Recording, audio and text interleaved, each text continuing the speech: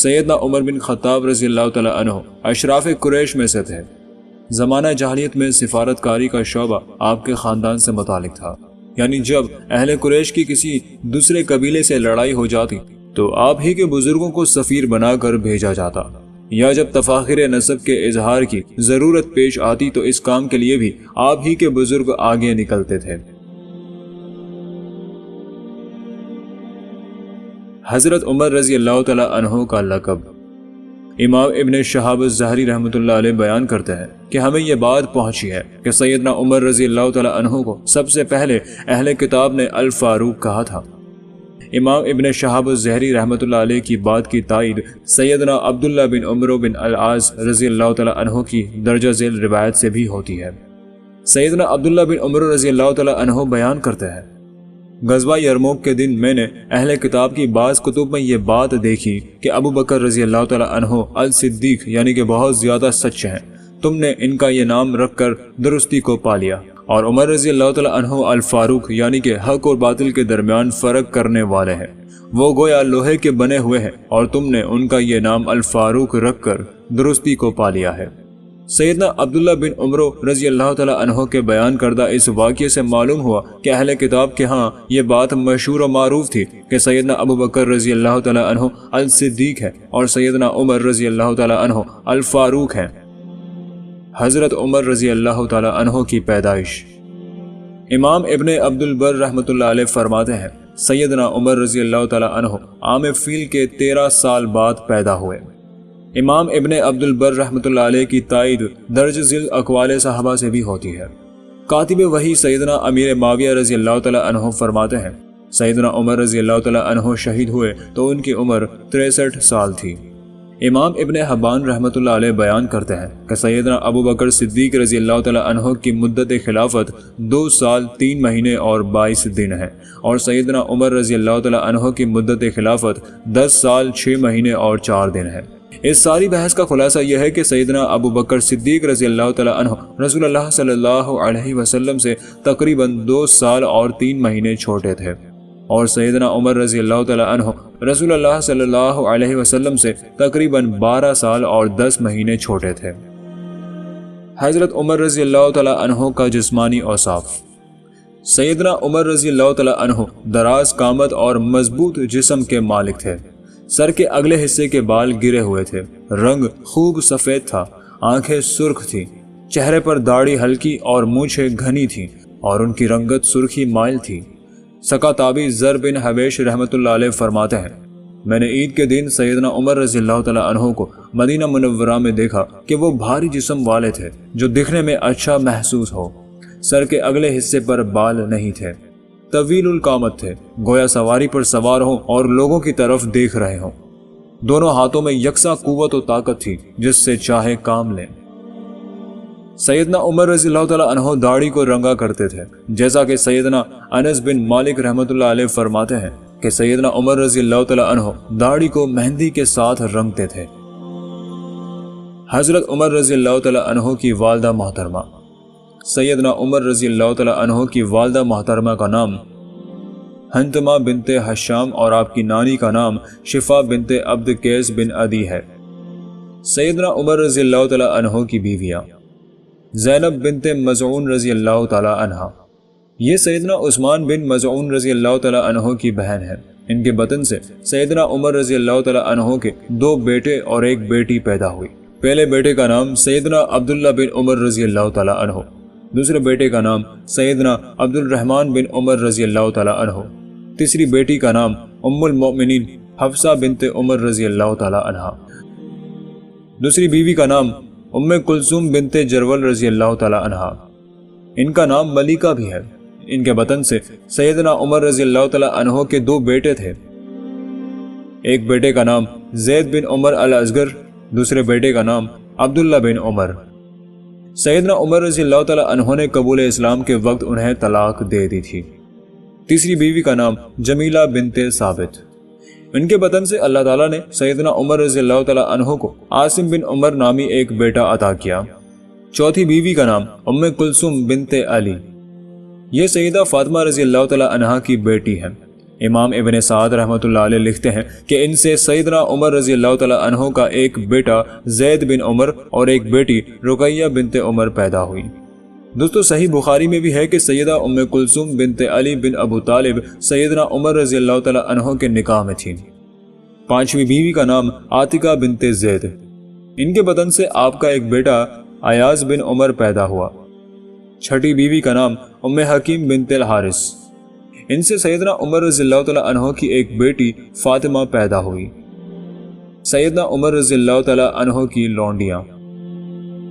Number 1 لوہیہ، ان کے بدن سے سیدنا عمر رضی اللہ تعالی عنہ کا ایک بیٹا عبد الرحمن اصغر یا عبد الرحمن اوسط پیدا ہوا۔ نمبر 2 فقیہہ، ان کے بدن سے سیدنا عمر رضی اللہ تعالی عنہ کی سب سے چھوٹی بیٹی زینب پیدا ہوئی۔ سیدنا عمر رضی اللہ تعالی عنہ کے بیٹوں اور بیٹیوں کی کل تعداد 13 تھی، اور اسی طرح وہ عورتیں جن سے آپ رضی اللہ تعالی عنہ نے نکاح کیا ان کی تعداد بھی 13 تھی۔ ان میں وہ تمام عورتیں شامل ہیں جن سے آپ نے دور جاہلیت یا دور اسلام میں نکاح کیا یا جن کو آپ رضی اللہ تعالی عنہ نے طلاق دے دی تھی۔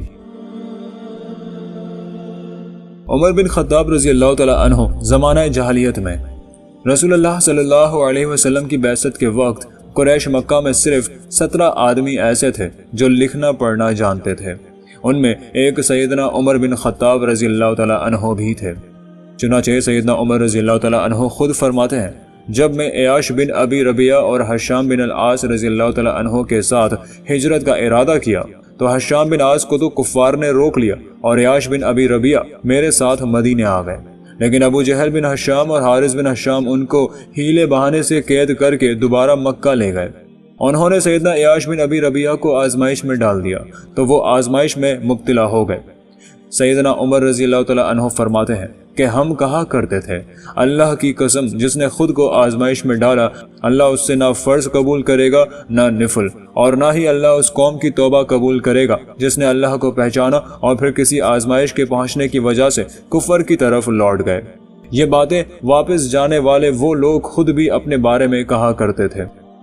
تو جب رسول اللہ صلی اللہ علیہ وسلم مدینہ منورہ تشریف لائے تو اللہ تعالیٰ نے ان کے بارے میں اور جو ہم ان کے بارے میں کہا کرتے تھے اور جو وہ خود اپنے بارے میں کہا کرتے تھے یہ آیات نازل فرما دیں، جس کا ترجمہ یہ ہے، کہہ دے اے میرے بندوں جنہوں نے اپنی جانوں پر زیادتی کی، اللہ کی رحمت سے نا امید نہ ہو جاؤ، بے شک اللہ سب کے گناہ بخش دیتا ہے، بے شک وہی تو بے حد بخشنے والا نہایت رحم والا ہے، اور اپنے رب کی طرف پلٹ آؤ اور اس کے مطیع ہو جاؤ، اس سے پہلے کہ تم پر عذاب آ جائے، پھر تمہاری مدد نہیں کی جائے گی، اور اس سب سے اچھی بات کی پیروی کرو جو تمہارے رب کی جانب سے تمہاری طرف نازل کی گئی ہے، اس سے پہلے کہ تم پر اچانک عذاب آ جائے اور تم سوچتے بھی نہ ہو۔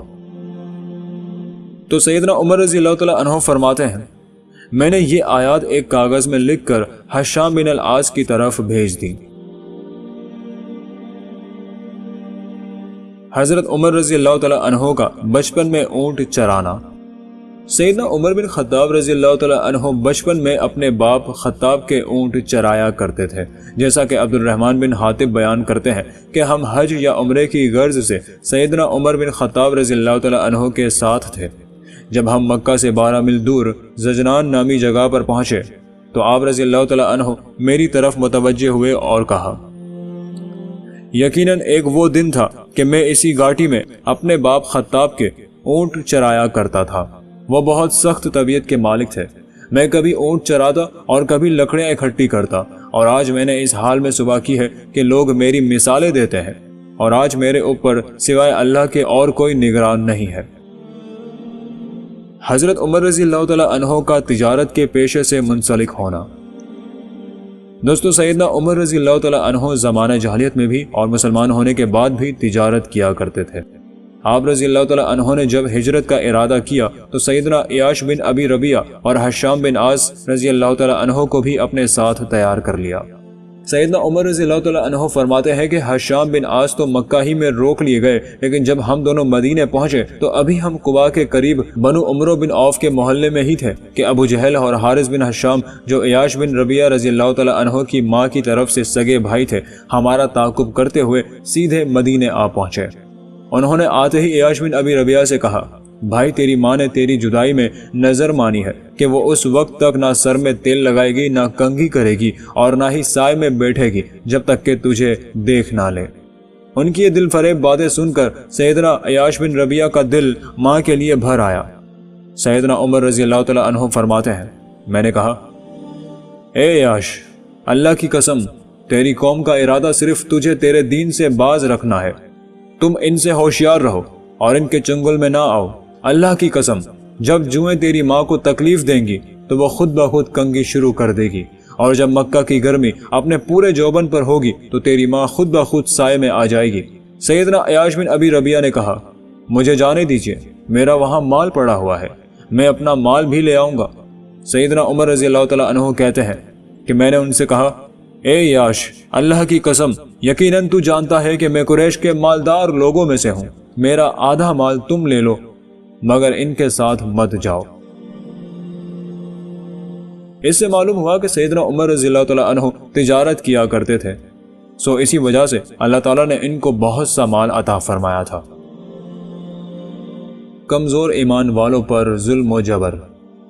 رسول اللہ صلی اللہ علیہ وسلم نے جب مکہ والوں کو دین اسلام کی دعوت پیش کی تو سرداران مکہ نے دین اسلام کی بہت مخالفت کی اور اسلام قبول کرنے والے کمزور اور مسلمانوں پر ظلم و جبر کی انتہا کر دی۔ ان کمزور مسلمانوں پر ظلم ڈھانے والوں میں سیدنا عمر رضی اللہ تعالیٰ عنہ بھی شامل تھے۔ اس بات کی تائید سیدنا سعید بن زید رضی اللہ تعالیٰ عنہ کی اس بیان سے ہوتی ہے۔ وہ فرماتے ہیں، میں نے خود کو اور عمر رضی اللہ تعالیٰ عنہ کی بہن کو اس حال میں دیکھا کہ اسلام لانے کی پاداش میں عمر رضی اللہ تعالیٰ عنہ نے ہم دونوں میاں بیوی کو رسی سے باندھ دیا تھا۔